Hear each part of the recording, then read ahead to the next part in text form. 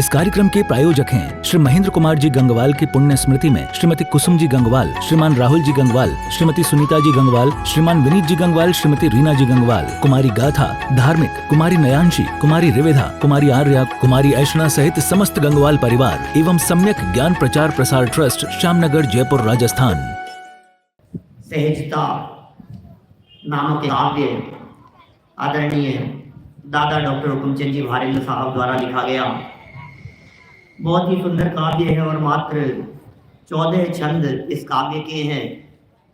इस रचना पर पिछले अनेक दिनों से चर्चा चल रही है और सहज रहने की कला का अभ्यास हम कर रहे हैं।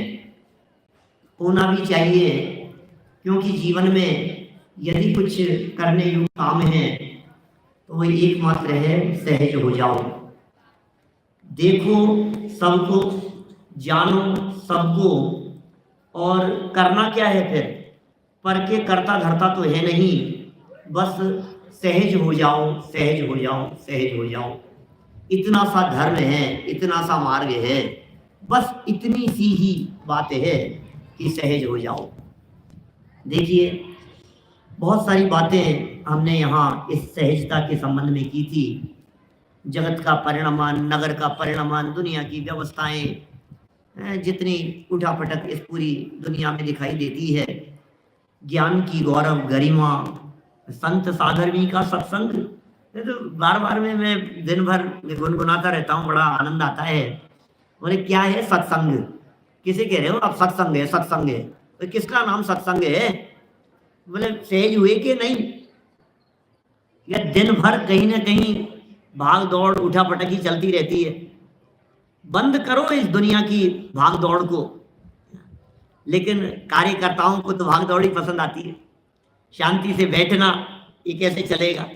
मुझे लगता है खूब करो करो, करना करना करना। जिनवाणी तो ये कह रही है जितना करना है उतना मरना है भैया।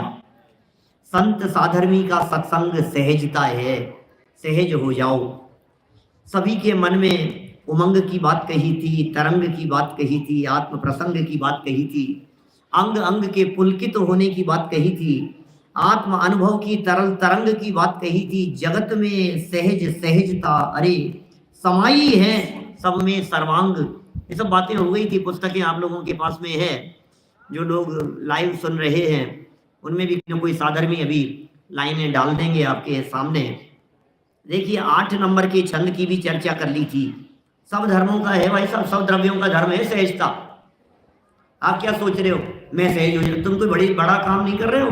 ये सारे पुद्गल सहज हैं, सब पुद्गलों का परिणमन सहज है। धर्म अधर्म आकाश काल सब सहज रहते हैं। सब द्रव्य सहज जगत में, क्या है? स्वतंत्र जगत में। अरे ये स्वतंत्रता भी तो सहज है। ये परतंत्र बनाने की जो बुद्धि है ये सब असहजता में खड़ी होती है। सहजता का कहीं भी अभाव नहीं है। कोई भी द्रव्य इस सहजता को छोड़ता नहीं है। सबके अपने अपने भाव हैं और अपने अपने स्वभाव हैं। सभी स्वाधीन सहज परिणमे, सहजता जीवन का आधार। सहजता की सामर्थ्य अपार, अरे महिमा है अपरंपार। क्या लिखा उल्लास भाई? सहजता की सामर्थ्य अपार, अरे महिमा है अपरंपार। क्या महिमा है सहजता की? क्या महिमा है बताओ? सहजता से झगड़े मिट जाते हैं, सहजता से तू तू मैं नहीं होती है, सहजता से मनमुटाव नहीं होते, सहजता से घर नहीं टूटते, सहजता से विवाद नहीं होते, सहजता से परिणामों में निर्मलता आती है, सहज हो जाने से बीपी नहीं बढ़ता है। क्या? सहज हो जाने से अटैक नहीं आते, सहज हो जाने से टेंशन नहीं होती है, सहज हो जाने पर डिप्रेशन नहीं होता है, सहज हो जाने पर तबीयत ठीक रहती है। अरे ये सब तो है ही। अरे इनमें क्या दम है इन छोटी छोटी बातों में? ये सहजता मुक्ति का द्वार है। इस सहजता से सम्यक दर्शन का जन्म है। ये सहजता जिसके जीवन में होती है उसके जीवन में गुणस्थान चढ़ने लगते हैं। सहजता जिसके जीवन में होती है अपार आनंद नहीं अनंत आनंद उसके जीवन में प्रकट हो जाता है। सहजता के दम पर श्रेणी चढ़ने लगता है, सहजता के दम पर केवल ज्ञान हो जाता है, सहजता के दम पर साधी अनंत काल के लिए सिद्धालय में जाकर के ये जीव विराजमान हो जाता है, लोकाग्र में विराजमान हो जाता है। सहजता क्या होती है महावीर जी भाई साहब? सहजता जिसके जीवन में होती है वो व्यक्ति इस लोक में, इस विश्व में टॉप 5 में शामिल हो जाता है। दुनिया के 5 प्रमुख व्यक्तियों में, दुनिया के 5 कह रहा हूं, इंडिया के 5 नहीं, क्या 5 परमेष्ठियों में शामिल हो जाता है। वो टॉप 5 है। आई अनमोल वे टॉप 5 है। अरंतों में शामिल हो जाएगा, सिद्धों में शामिल हो जाएगा, आचार्य उपाध्याय साधुओं में शामिल हो जाएंगे। सहजता की पावर है, पावर ऑफ सहजता। सोचो जरा इस सहजता के बारे में। सहजता चीज क्या है? सहजता की पावर अपार है। सहजता में बहुत शक्ति है। सहजता सब निपटा देती है। माथे पर कितनी संकट हो रहे हो, कितनी प्रॉब्लम्स चल रही हो, फैमिली में प्रॉब्लम्स चल रही हो, घर में चल रही हो, बिजनेस की चल रही हो, इतनी टेंशन चल रही है हम बतला नहीं सकते हैं। हॉस्पिटल के चक्कर लग रहे हैं, यहाँ के चक्कर लग रहे हैं, दुकान के वहाँ आग लग गई, उधर से इनकम टैक्स वाले आ गए, उधर से वो एडमिट हो गए, उनके अटैक आ गया, उनका ये हो गया, बहुत टेंशन चल रही है। बोले सुनो, सहजता की अपार शक्ति है। बोले उपद्रव आने दो, कितने भी तुम्हारे माथे पर जितने आते हैं आने दो, जितने आ रहे हैं। ये पावर है सहजता की कि आप इस पावर के दम पर संकटों के काल में भी विचलित नहीं होंगे और सहज बने रहेंगे, शांत बने रहेंगे, व्याकुलित नहीं होंगे। आकुलता व्याकुलता मिट जाती है। होता स्वयं जगत परिणाम, मैं जग का करता क्या काम। खाली टेंशन है लेकर के घूम रहे हैं अपने माथे पर। क्या होगा बतलाओ? अनहोनी तो होती नहीं है, और जो होनी होती है वो कभी टलती नहीं है। अब किस बात का विकल्प है?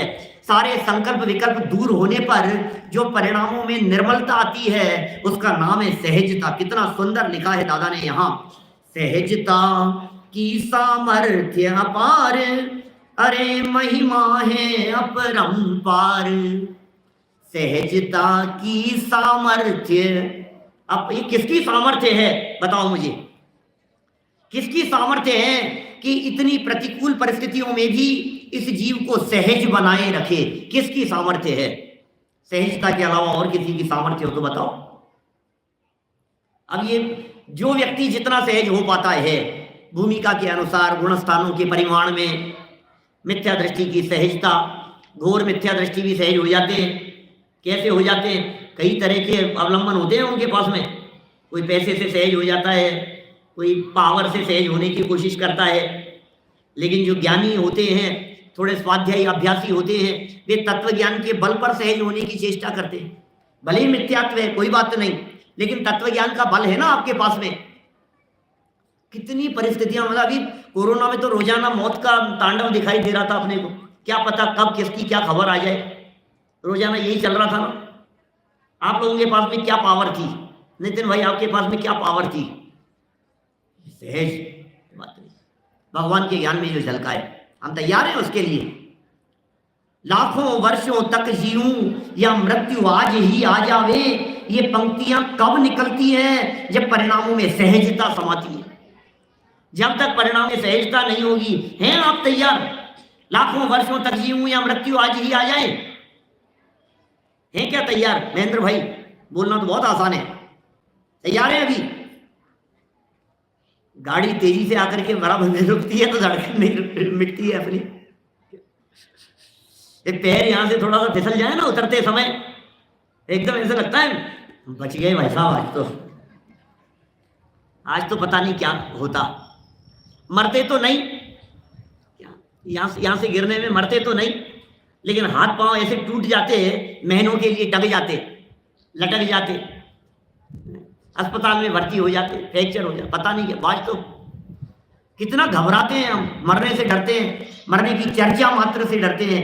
अरे ये कहने के लिए ही है ये बातें? नहीं भैया, जो तत्व ज्ञान को समझता है, जो सर्वज्ञता को समझता है, जो वस्तु स्वरूप को समझता है, जो जिनवाणी की इन बातों को समझता है कि जम जस जम्मी देसे जेड़ विहानेण जम्मी कालम्मी णादम जने नियदम, जो इन बातों को समझता है, भगवान के ज्ञान में झलक रहा है, जो इन बातों को समझता है, फिर वचन ये निकलते हैं लाखों वर्षों तक जीऊं या मृत्यु, अरे आज नहीं अभी आ जाए, आज में बचा कितना है, आज तो पूरा ही हो रहा है ना, आ जाए तो आ जाए। मृत्युंजय जी, आपने मृत्यु को जीत लिया, नाम है मृत्युंजय, तो उससे क्या फर्क पड़ता है, कभी भी आ जाए, अपने को क्या फर्क पड़ता है। देखो ये क्या महिमा है, ये अपार महिमा है। मैंने बहुत लोगों को देखा है, मैंने इन परिस्थितियों में भी, प्रतिकूल परिस्थितियों में भी मैंने उनकी सहजता को देखा है, सहजता को नापा है, टटोला है, मतलब वो किस दम पर सहज है। ठीक है, जो भी होगा पढ़िए, कोई बात नहीं। माने ये तत्व ज्ञान ही एकमात्र ऐसी चमत्कारिक चीज है, वस्तु स्वरूप का विचार ही एकमात्र ऐसी औषधि है जिसके दम पर हम सहज रह सकते हैं, सहज हो सकते हैं। ये अपार महिमा है इसकी। और देखिए आगे 9वें नंबर के छंद से हम आगे बढ़ते हैं। जितना होगा उतना होगा। उल्लास भाई, मैं भी सहज हूं। पंडित जी पूरा तो हो जाएगा ना? पहले कह रहे थे 4 दिन लेना है आपको, मैंने कहा 4 दिन में जितना, बोले 4 दिन में पूरा कर दोगे। पूरा कर देता तो फिर 5वें 6ठे दिन क्या करता? जितना चलेगा उतना चलेगा। आप भी सहज रहो, और जितना चला दिया है बस उतनी ही सहजता है। और फिर चलाने में तो महीने चलाओ चाहे 6 महीने चलाओ, जितनी उतरेगी ना जीवन में वो काम आएगी। ये सुनाने वाली सहजता काम आने वाली नहीं है। कितना भी सुना दो, दादा ने कितना सुनाया है पिछले अनेक वर्षों में, सहजता सहजता के ऊपर, जितने जीवन में उतरेगी वो काम आएगी। हाँ, और यदि कदाचित मान लीजिए पूर्व कर्म के उदय से किंचित असहज होने का भी परिणाम आता है, तो उस असहजता को भी शांत भाव से स्वीकार करना, क्योंकि वो असहजता भी सहज है। क्या जो असहजता दिख रही है ना, ये कितने असहज है, ये कितने असहज है कि नहीं भैया, मिथ्यात्व की भूमिका में ये सब होता है, ये सब चलेगा मिथ्यात्व की भूमिका में। मैंने शायद कल परसों ही आपसे कही थी, वो रामचंद्र जी क्षायित सम्यक दृष्टि तद्भव मोक्षगामी और सीते सीते पुकारते फिर रहे हैं। बोलो आप, नदी नालों से पूछ रहे हैं, पशु पक्षियों से पूछ रहे हैं, बादलों से पूछ रहे हैं, पेड़ों से पूछ रहे हैं, अरे तुमने देखा क्या मेरी सीता को? कहीं देखा है क्या? ये कितनी असहज, क्षायित सम्यक दृष्टि जी सहज नहीं है। अरे वो इतनी असहजता दिखाई देने के बावजूद भी मिथ्यात्व और अनंतानुबंधी के अभाव जन्य सहजता की धारा उनके अंदर में निरंतर चल रही है। बाहर में प्रयत्न करते हुए दिखाई देने पर भी अंदर में उनके ये श्रद्धांत बराबर है कि सीता मिलनी होगी तब मिलेगी, जहां मिलनी होगी वहां मिलेगी, जितने समय बाद में मिलनी होगी उतने समय बाद मिलेगी। ये श्रद्धा बराबर बना हुआ है। यदि ये श्रद्धा नहीं हो, सर्वज्ञता का श्रद्धा नहीं हो, तो सम्यक कैसे होगा? बोलो। सम्यक दर्शन उत्पत्ति की शर्त में जब समंत भद्राचार्य देव ये कहते हैं,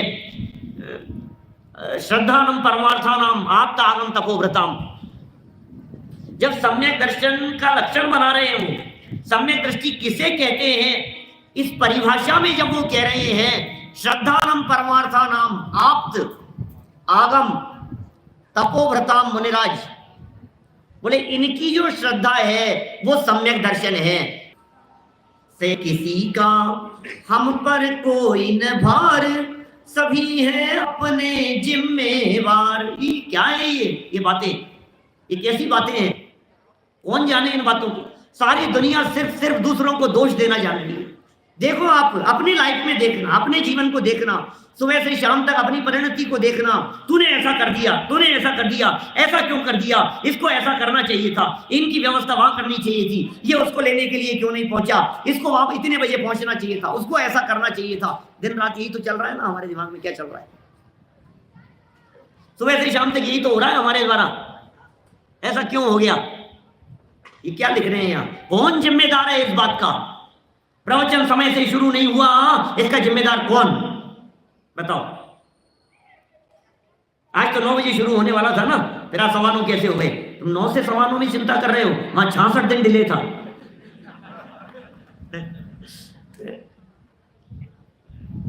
सोचो तो सही एक बार, 64 दिन की डिले। घोषणाएं करने वाले कौन, व्यवस्थाएं संभालने वाले कौन? सौधर्मेंद्र जैसे बड़े बड़े राजा महाराजा समूह शरण की व्यवस्थाएं देख रहे हैं। कुबेर निर्देशन है सौधर्मेंद्र का, 100 इंद्रों की हाजिरी में, जहां सब लोग आकर के बैठे हैं, 100 इंद्रों की हाजिरी में गणधर नहीं आए, गणधर नहीं आए। समूह शरण में बोले प्रवचन शुरू क्यों नहीं हो रहा?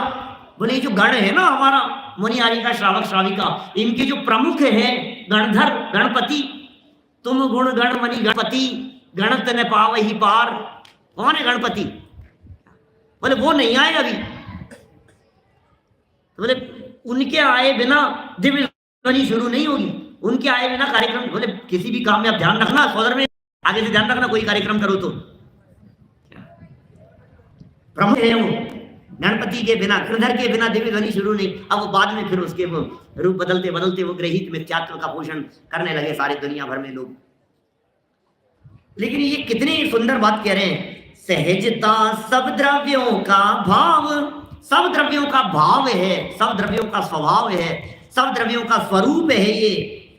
सहजता सबका सहज स्वभाव, द्रव्यों का भाव भी है और सहज स्वभाव भी है। इस सहजता में द्रव्यों का भाव तो है, लेकिन कोई खींचतान वाला भाव नहीं है, सहज है ये। किसी का हम पर कोई न भार, सभी हैं अपने जिम्मेवार।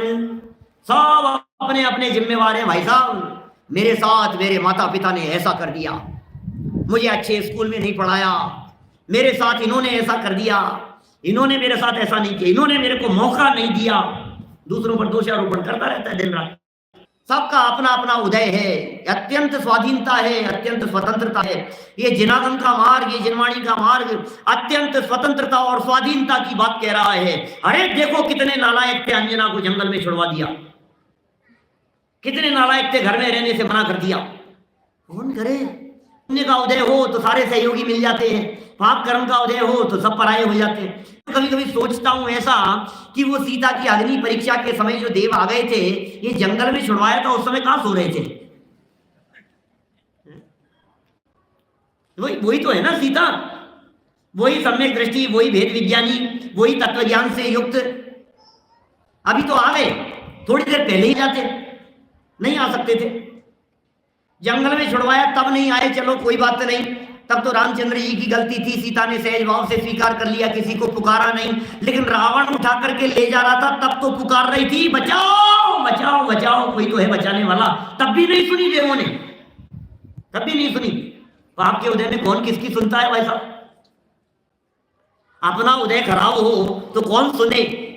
अपनी यदि तबीयत बिगड़ गई है और पाप कर्म का उदय है, अपने घर के बच्चे भी नहीं पूछेंगे। और यदि पुण्य का उदय है और घर के बच्चे नहीं है, पड़ोस वाले भी, अनजान भी आपका सहयोग करने के लिए आ जाएंगे। किसको दोष देवें, किसके ऊपर दोषारोपण करें, किसके ऊपर आरोप लगाएं? पूरा इतिहास करके देखो, आप प्रथमानुयोग उठा करके देखो, आपको कैसी सैकड़ों घटनाएं मिलेगी इस तरह की, एक दो नहीं, लाइन लगा करके आपको इस तरह की घटनाएं मिलेगी। ऋषभ देव स्वामी गर्भ कल्याणक बनाने के लिए देव आए, जन्म कल्याणक बनाने के लिए देव आए, दीक्षा कल्याणक बनाने के लिए देव आए, फिर आखिर जाकर के ऐसे सो गए, भैया बहुत कर लिया यार, अब तो थक गए, चैन की नींद सो गए। 6 महीने बाद में अब पता ही नहीं आहार देने की व्यवस्था क्या है, कैसे आहार दिया जाता है, कौन आहार देगा, क्या व्यवस्था होगी। वो रोजाना चक्कर लगा रहे हैं नगर के, कोई नहीं जानता है। और देखो आप जब आहार लेने का योग बना सहज रीति से, उधर सपना भी आ गया, उसको जाति स्मरण भी हो गया, योग भी बन गया, उदय भी। जब उदय बदल जाता है तो सारी बातें बदल जाती है, जब उदय खराब होता है तो सब खराब होता है। ये अपने पास में फॉर्मूले नहीं है क्या चिंतन करने के लिए? ये हमारे पास में तत्व ज्ञान के कोई मार्मिक सूत्र नहीं है क्या, जिन सूत्रों के दम पर हम शांत सहज और मुस्कुराते रह सकते हैं? रोने का काम है यहाँ, प्रसन्नता का मार्ग है, आनंद का मार्ग है भाई।